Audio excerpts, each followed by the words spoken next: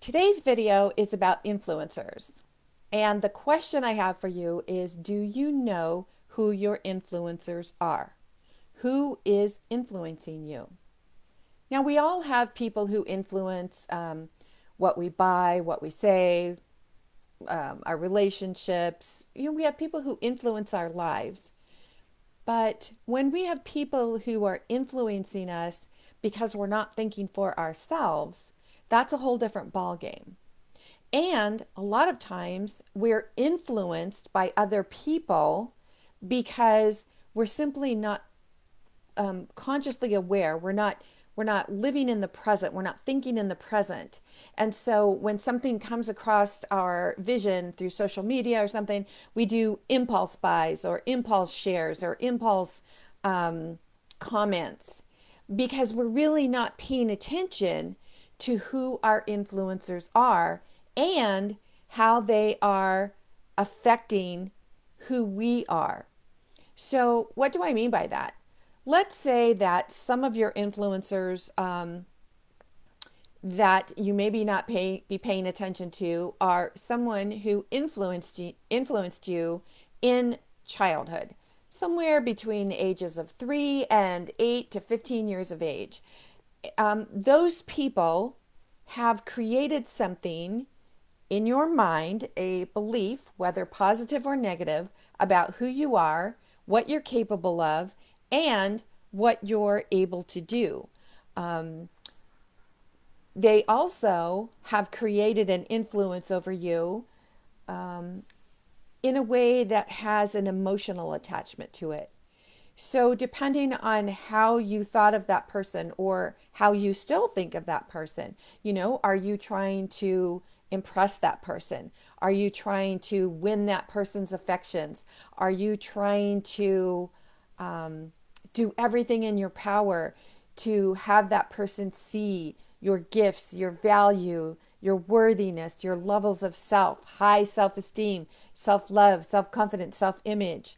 But try as you might, you can't get that influencer who means so much to you to really see your value. And if that's the case, now you are probably doing something on a day-to-day basis, maybe something that you don't even pay attention to, that you are self-sabotaging yourself because you're you've created a belief somewhere that I have to make this person proud. I have to make this person see how amazing I am. Or I have to do what this person is doing because other people think so much of this person. And if I don't follow what this person is doing, then I probably won't be well liked. So it's very important to know who your influencers are, why they influence you, and why you're choosing to be influenced by them. Because if you're trying to fit in, if it's like a peer pressure thing, and peer pressure doesn't just happen to children, peer pressure happens to adults. Doesn't matter what age you are, right? We want to fit in. Everybody wants to fit in. Everyone wants to be heard. Everyone wants to be seen. Everyone wants to be valued. But the thing is, we can't be seen, heard, and valued by others if we do not feel seen, heard, and valued by ourselves. So this is where it's very powerful to really know who your influencers are. Who do you feel are those people that the minute you see them on social media or read something about them, that you will stop and take a look at what they're doing or see what they're up to in the moment? And how does it make you feel? Like, do you feel like, oh, I want to be more like that person, or, oh, I'll never be like that person? Because this is creating your self-talk. And your self-talk is coming from the thoughts that you think. And the thoughts that you think create the words that you speak. And your thoughts and your words create your reality, because those are the thoughts and the words that you're putting out into the universe. And the universe will comply. Remember, everything is energy.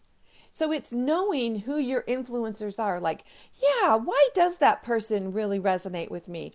Why do I feel the need to really pay attention to the words, actions, and choices of this other person? Or am I still trying to live up to someone who influenced me in a very positive way? And it could be someone who influenced you in a negative way, someone who you felt that you were always in competition with, someone who you feel that you never could get one over on or was always getting one over on you. And you've lived so long trying to one up that person. So stop and ask yourself, like, what is it in you that's causing you to feel that you're not good enough, or that you're judging yourself, or that you'll never measure up, or that if you can't do what someone else is doing, that you're not going to be successful? Because when you understand where the drive is coming from, when you understand how you're being influenced, this could be a game changer for you in how you create all levels of self, your self-esteem, your self-love, your self-image, your self-confidence.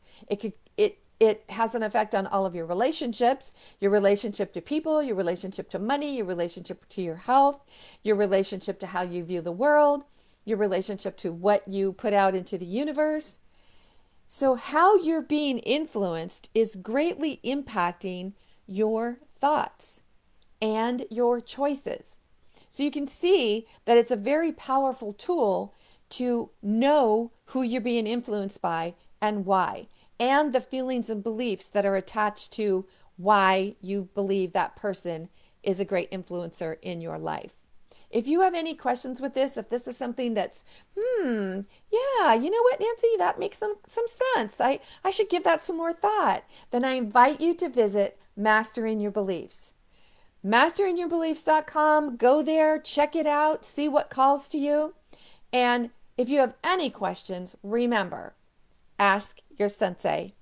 In the meantime, this is Nancy Muller, the one and only Life Sensei, saying ciao for now.